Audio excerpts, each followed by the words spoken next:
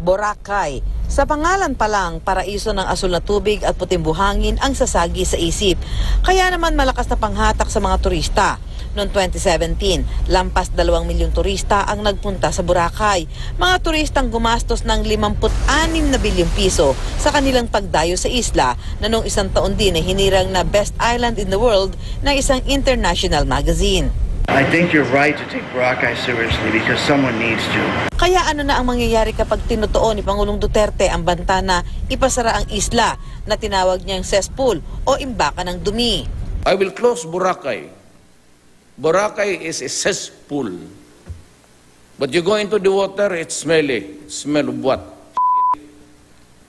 Kasi lahat doon ang palabas nila. So Boracay is destroying the environment of the Republic of the Philippines and creating a disaster coming.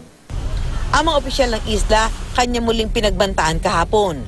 I will charge you for serious neglect of duty, making Boracay a fish pond or a sewer pool. Ang naging mitya ng init ng Pangulo, ang aerial video na ito nakuha ng DENR noong Enero na kanilang ipinakita sa Pangulo sa isang cabinet meeting. Sa video, makikita ang kulay berdeng tubig malapit sa pampang dahil sa nakalutang na buo-buong lumot. Ganito ang hitsura niyan sa malapitan. Kung ang mga lokal na residente ang tatanungin, normal daw ang tinatawag nilang algal bloom sa Boracay na pinaniniwalaan nilang nagpapaputi raw sa buhangin ng isla.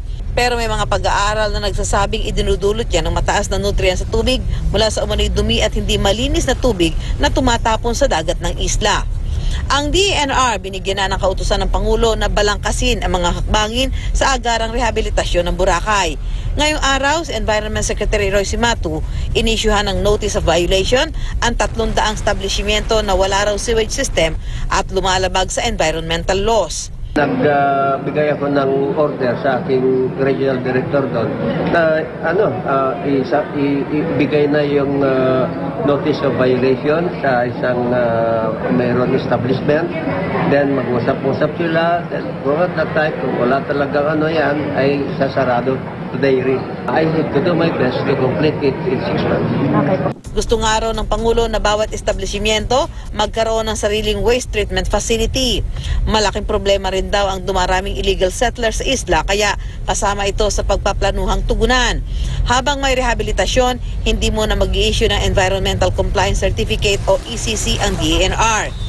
Binalingan din ni Cimatu ang maniwalang pakundangang pagbibigay ng building permit sa Boracay. Pagbigay ng building permit, kasi doon ang nag-umpisa lahat Kung hindi lang sana nagbigay because there is already moratorium, ay hindi sana mag-ganon. Susan Enriquez, Nakatutok, 24 Oras.